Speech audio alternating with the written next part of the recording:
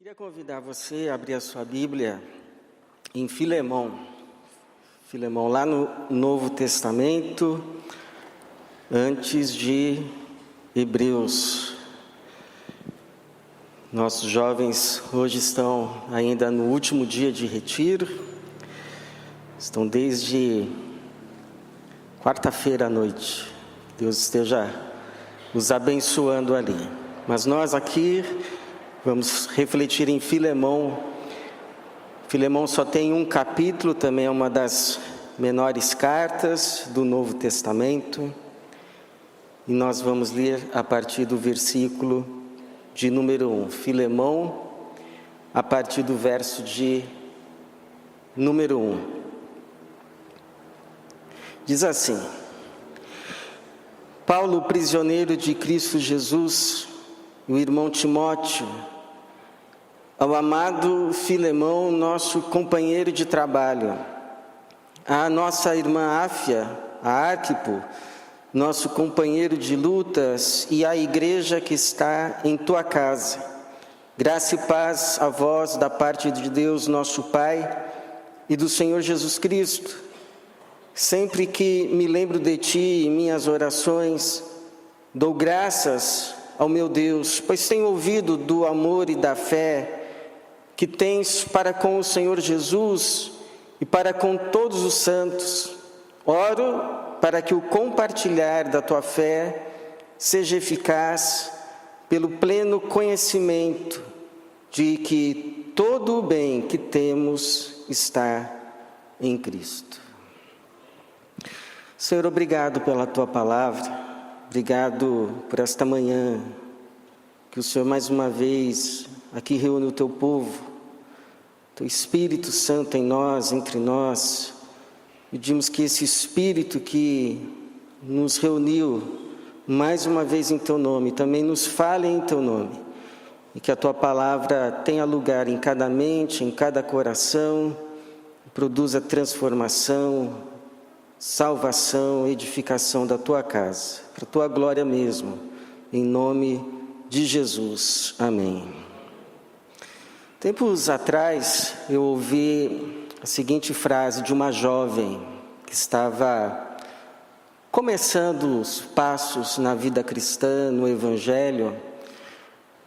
Ela me disse assim: eu não misturo religião com profissão. Religião é uma coisa, a minha profissão é outra. Eu separo, não faço mesclas, não. Para mim é uma coisa diferente, não se mistura na outra. O que aquela jovem ainda não sabia, espero que hoje já saiba, é que, primeiro, o Evangelho não é uma religião, assunto para uma outra hora.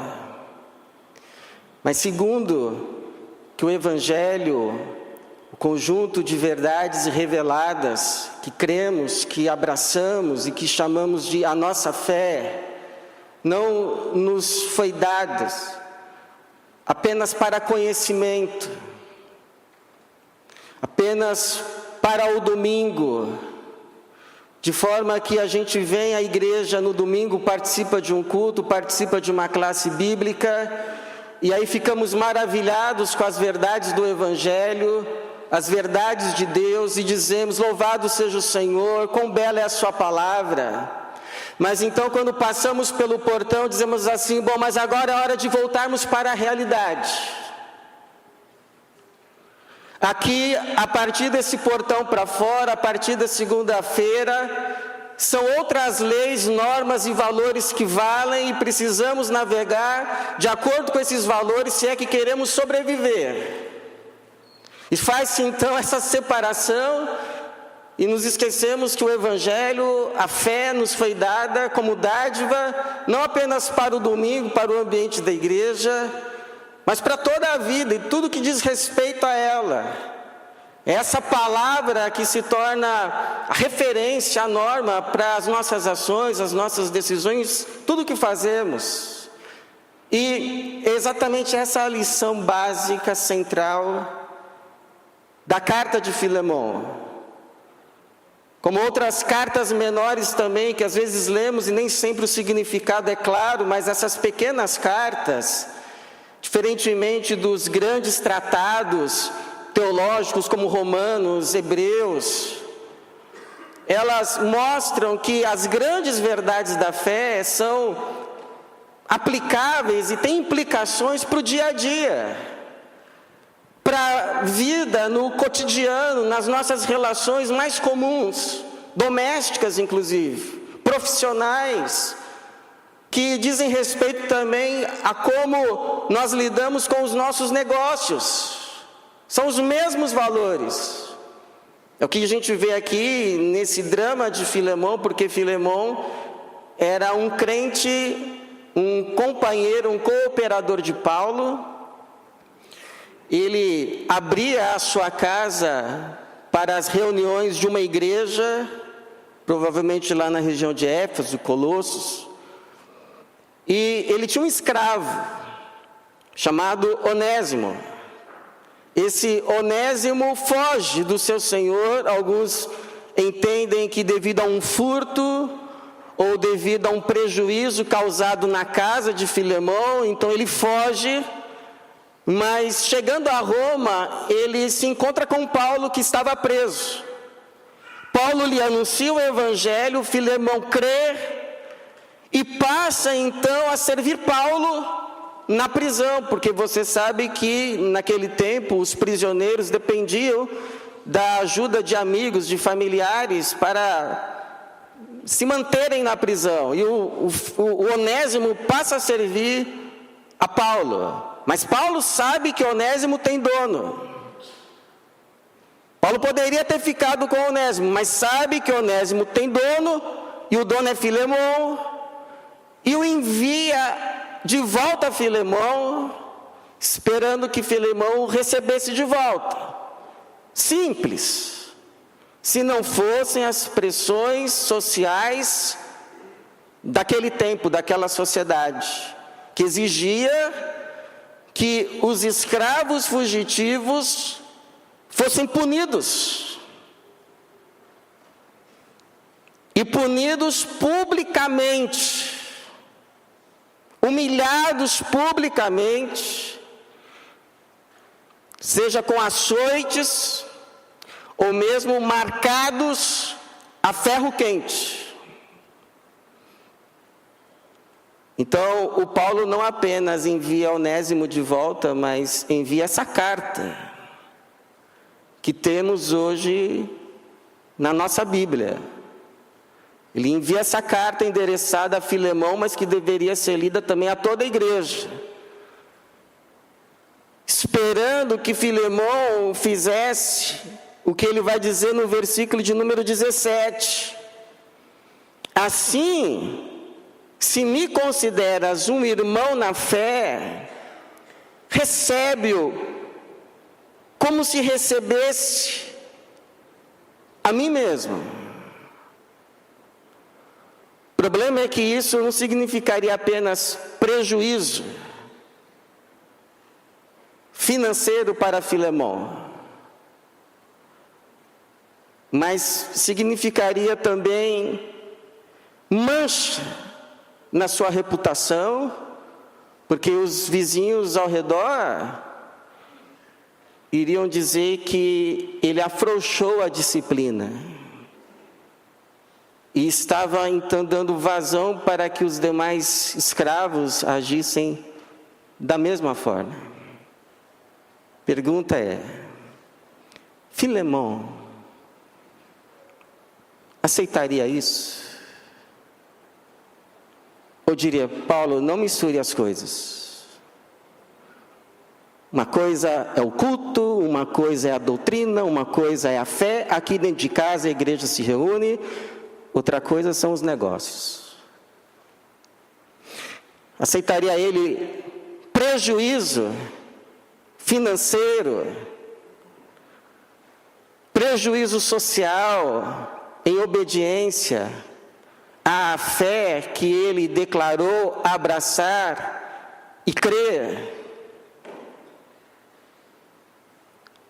nós aceitaríamos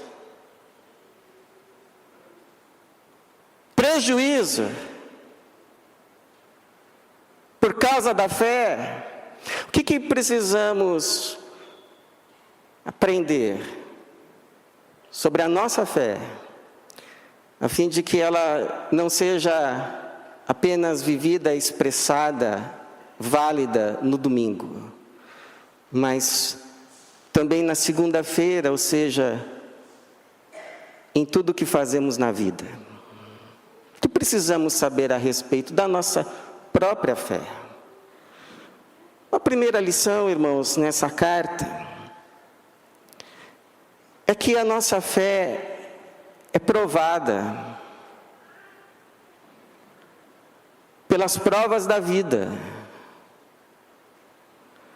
Não é que você vem na igreja e você ouve uma palavra, você participa de uma escola bíblica e você então assimila conhecimento bíblico, conhecimento do Evangelho, e depois esse conhecimento vai ser provado por uma prova escrita, tipo Enem.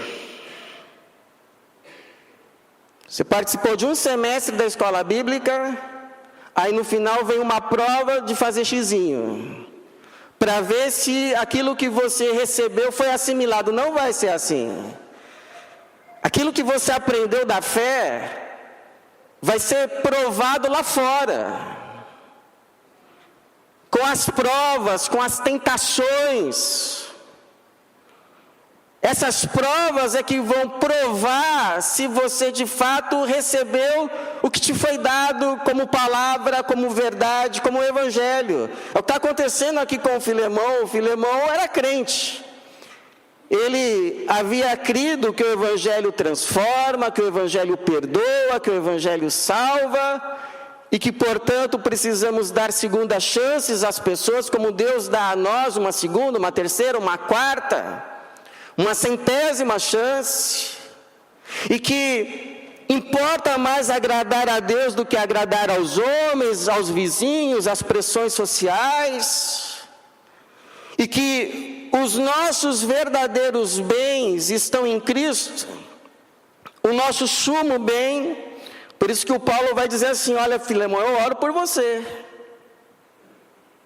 Versículo 6, o Paulo diz: oro para que o compartilhar da tua fé seja eficaz, seja real, seja manifesto, pelo pleno conhecimento de que todo o bem que temos está em Cristo.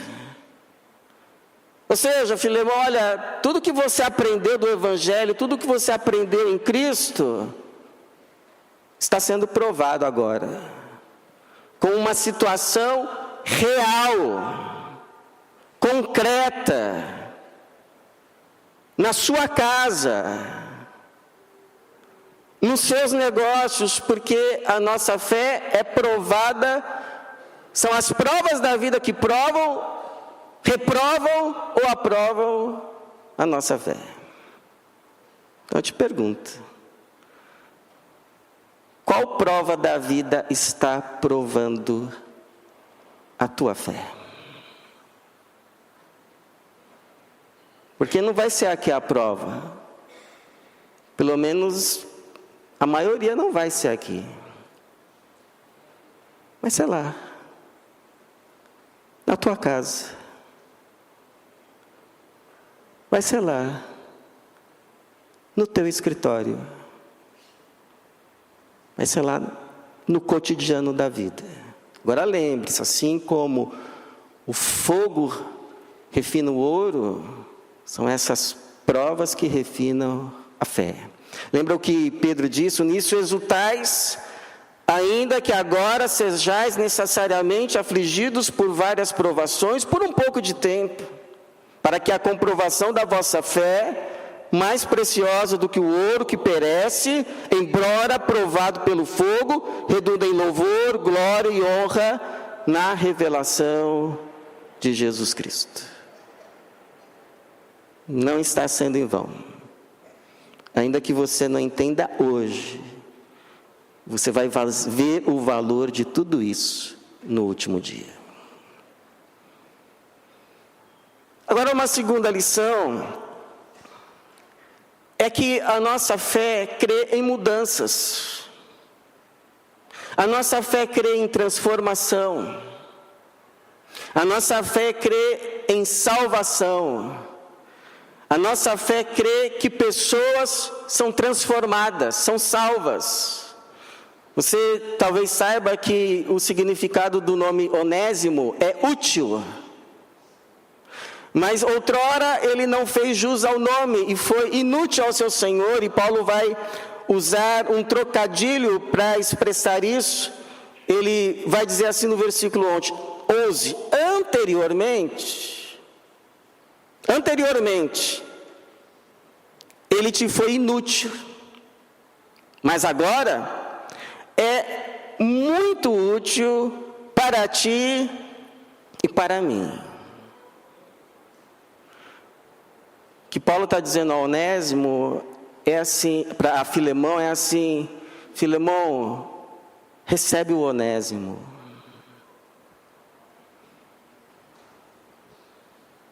Ele é um homem transformado agora. Eu te asseguro isso. Porque o Evangelho transforma.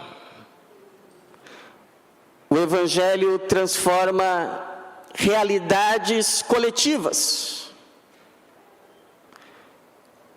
Me lembro quando a gente começou um trabalho evangelístico, uma plantação de igreja numa comunidade. Quando assim a gente fazia o culto aberto à comunidade toda, a gente mal conseguia fazer o culto porque as pessoas não sabiam se comportar. Ficavam falando o tempo todo. Mas passado um ano,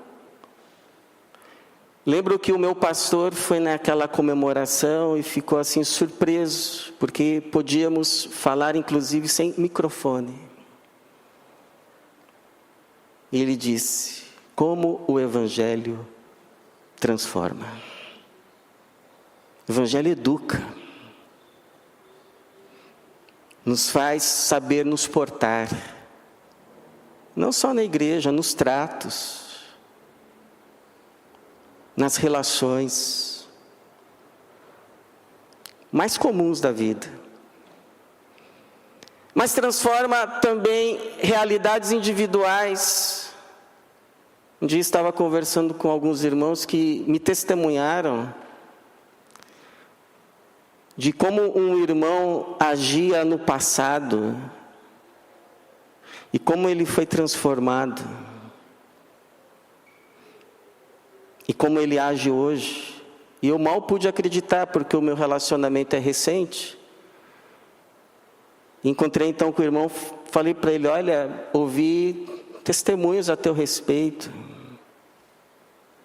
E ele disse assim para mim: pastor, eu era um fariseu. Eu era um fariseu. Que coisa linda, irmãos. O Evangelho transformando até crente velho. Por quê? Porque não é que a gente crê em Cristo lá no primeiro dia da conversão e já é transformado. Mas a gente vai sendo transformados de glória em glória, até que a imagem de Cristo seja formada em nós. Nós todos estamos sendo transformados. Pode te falar uma coisa? Tem vezes que eu consigo participar de uma classe bíblica, eu aprendo. E não importa quem seja o professor.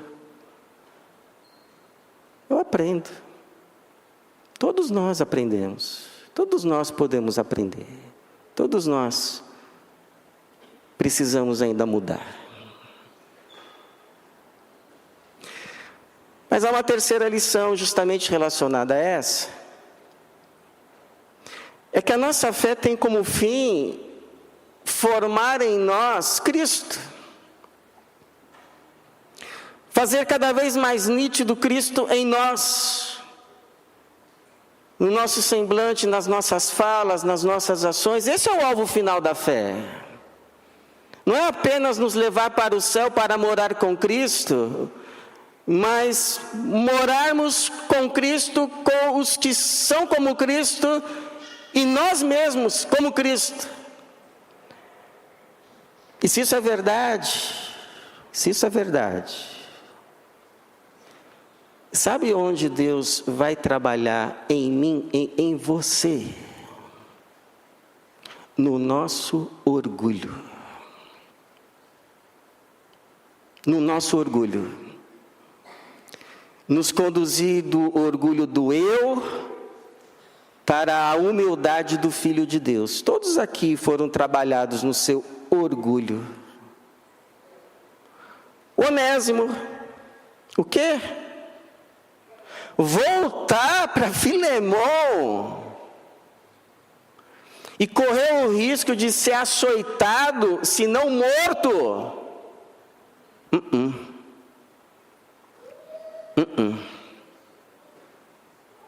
Mas o Filemão também foi provado no seu orgulho. Sujeito me dá um prejuízo desse, aí volta como se nada tivesse acontecido, e ainda vou colocar minha reputação em jogo. Sei não. Acho que a gente não tem que ficar espiritualizando tudo, não.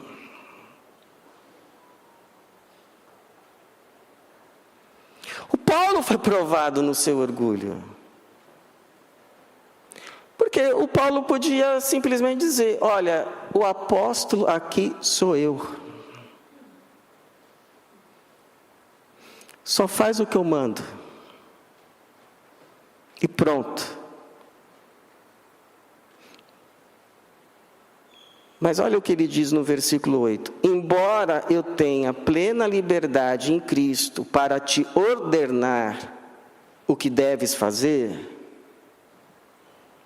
para que aquilo que ele está pedindo seja atendido. Então ele se refere: prefiro pedir-te confiado no teu amor, eu, Paulo, já velho e agora também prisioneiro de Cristo Jesus. Parece lembrar aquele pensamento: melhor é pedir do que mandar. Um se submeteu ao outro, porque a nossa submissão humilde uns aos outros se deriva da nossa submissão a Cristo.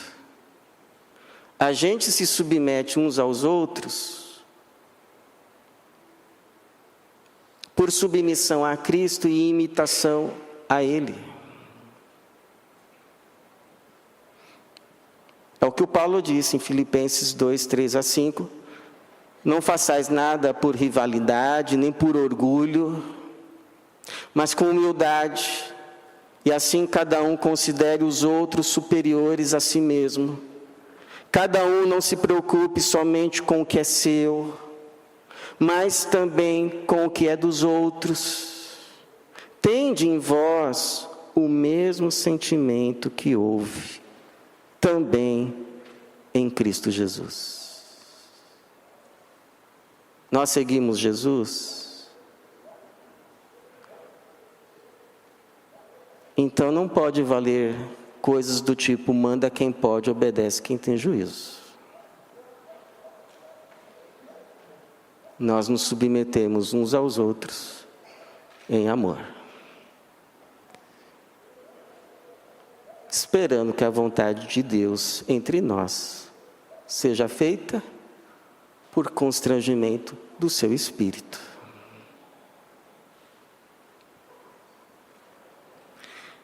E por fim, irmãos, a nossa fé implica em mudanças de relações. Porque na sociedade dessa época tinha escravos, ainda tinha escravos. E sabe o que acontecia? Acontecia às vezes que o escravo e o senhor do escravo se convertiam a Cristo. E ambos iam para a mesma igreja. Por exemplo, Onésimo chegando ia participar da mesma igreja que o Filemão. Então eles iam para a mesma igreja. E na igreja as relações mudavam. Eram irmãos, igualmente irmãos. Quando não, o escravo que recebia do Espírito o chamado para ser pastor. Já pensou?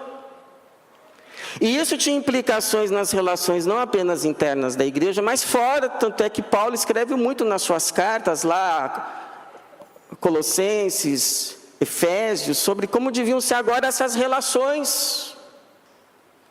E aqui há uma pequena amostra prática, porque olha o que o Paulo diz. O Paulo envia o Onésimo de volta, mas diz assim no versículo 15: pode ser que ele tenha separado-se de ti por algum tempo, para que pudesses reavê-lo para sempre. Como assim para sempre? Nenhum senhor teria um escravo para sempre, até porque uma hora o escravo morria. Como assim para sempre? Olha o que o Paulo vai dizer no versículo 16. Reavê-lo para sempre, não mais como escravo. Aliás, melhor do que escravo, como irmão amado. Porque os irmãos que temos em Cristo agora, estes sim temos para sempre. Vamos estar juntos, irmãos, como família de Deus agora para sempre. Como irmão amado, particularmente por mim e ainda mais por ti, tanto humanamente como também no Senhor. Porque no Senhor, todos nós somos irmãos e Ele é o nosso único Senhor para sempre. E como nós tratamos agora uns aos outros, mostra se cremos nisto ou não. E a forma como tratamos agora uns aos outros, expressa, manifesta valores, ou do reino de Deus, ou do mundo. Ouvi recentemente que aconteceu há muito tempo, uma determinada igreja, que no culto o pastor chamou determinado irmão para orar, o irmão orou, voltou, encerrou-se o culto, e o pastor foi cercado por 2 ou 3 diáconos, que disseram assim a ele: pastor, aqui é a primeira igreja tananana. Não pode chamar qualquer um para orar. Tem que chamar o desembargador, o juiz fulano de tal. Ou, sabe o que é isso, irmãos? Mundo.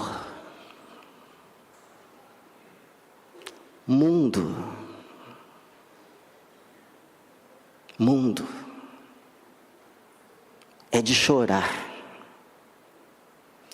Que Deus nos livre do pecado, do diabo e do mundo, em nome de Jesus. Que em nossa igreja, Jesus apenas seja o Senhor. E todos nós, irmãos e irmãos, para a glória dele.